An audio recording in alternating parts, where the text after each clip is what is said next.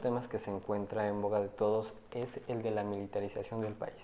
La semana pasada, el 11 de mayo de 2020, se emitió un decreto por parte del presidente de la República que fue muy criticado porque autorizó a las Fuerzas Armadas Permanentes a apoyar a la Guardia Nacional. Este decreto debemos entenderlo en el nacimiento de la Guardia Nacional. La Guardia Nacional fue creada desde 2019. Este fue un cuerpo que, atendiendo a las dificultades de seguridad del país, en donde ninguno de los tres órdenes de gobierno podía garantizar la paz en sus territorios o en los lugares de competencia, en las actividades para las que eran competentes, se determinó por casi la totalidad de los integrantes del Congreso de la Unión crear un cuerpo nuevo.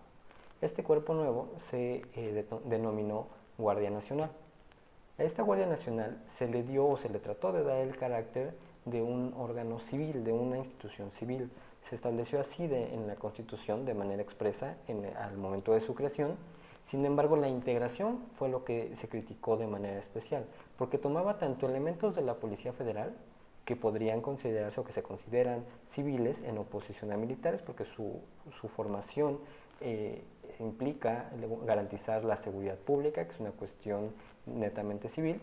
pero también se tomaban elementos de la policía militar y elementos de la policía naval, que evidentemente tienen una formación totalmente distinta, porque su finalidad es otra. Su finalidad es proteger al Estado como una entidad de distintos riesgos externos o internos, pero que busquen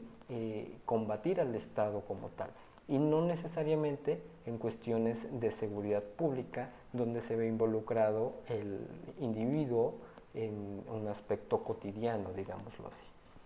Al momento de crear ese nuevo órgano, esta Guardia Nacional, se le autorizó al presidente de la República su utilización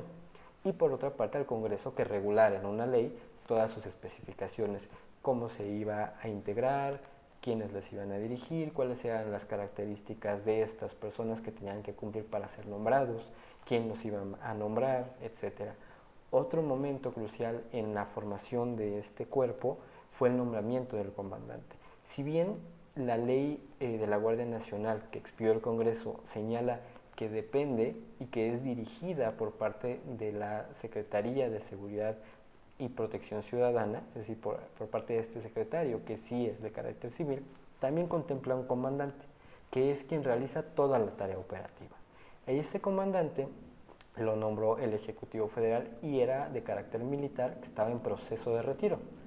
Sin embargo, ese aspecto, su origen, su formación castrense, fue otra de las grandes críticas que se hizo a esta conformación de la Guardia Nacional, aunque en la literalidad o en teoría sí fuese comandada tanto por el secretario como, en su caso, su superior, que es el Ejecutivo Federal de carácter civil, en lo operativo había un militar. Eso, sumado a la integración de militares y de navales, pues implicó una oposición o una preocupación por parte de la sociedad en general y diversos actores políticos.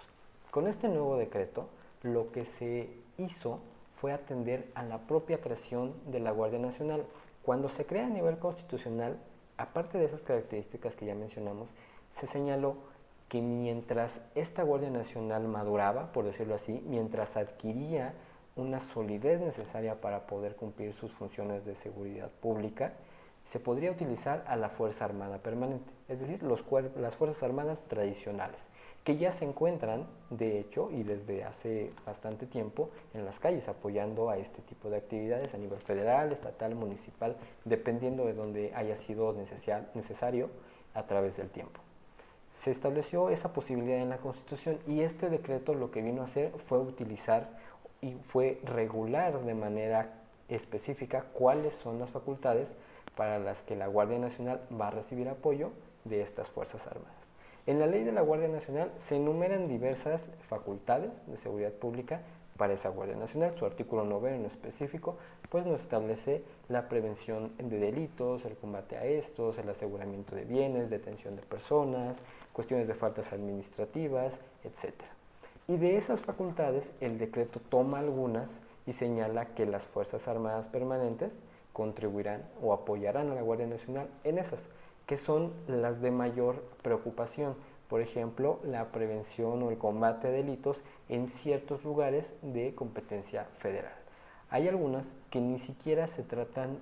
propiamente de facultades. Por ejemplo, la obligación de informar a la persona que es detenida de sus derechos y de ponerla a disposición de la autoridad competente de manera inmediata. Esos dos son ejemplos de cuestiones que vienen en la ley de la Guardia Nacional como sus facultades y que a su vez el decreto de mayo de 2020 le asigna como apoyo a las Fuerzas Armadas, que en realidad no son facultades, son obligaciones de cualquier autoridad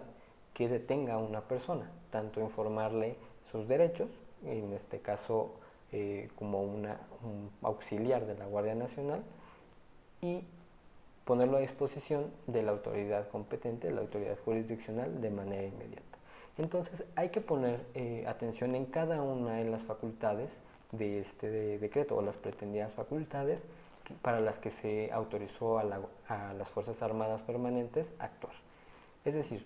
no es que del decreto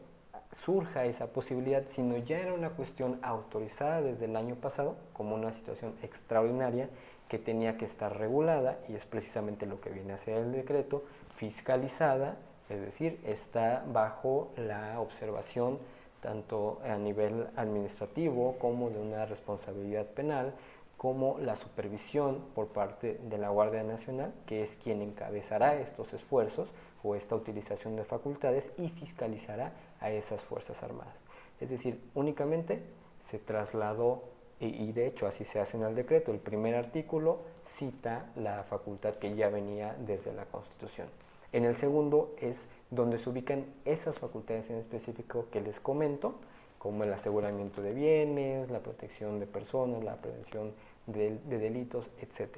Esos son los límites o los supuestos que consideró el Ejecutivo necesarios para utilizar a esta Fuerza Armada. ¿Qué pasaría si no se hubiera emitido una determinación o una regulación de cuáles son esas facultades? Bueno, pues podría quedar en mayor discrecionalidad, porque la Guardia Nacional podría coordinarse con las Fuerzas Armadas para realizar ciertas tareas que consideraran necesarias, sin duda,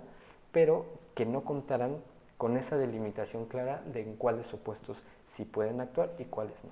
Un ejemplo de los que no pueden actuar es en la verificación o en la realización de verificaciones para determinar si hay faltas administrativas. Las faltas administrativas son de mucho menor preocupación que la comisión de delitos, y entonces se consideró en este caso que no era necesario o que podría ser un exceso que la Fuerza Armada contribuyera ahí con la Guardia Nacional.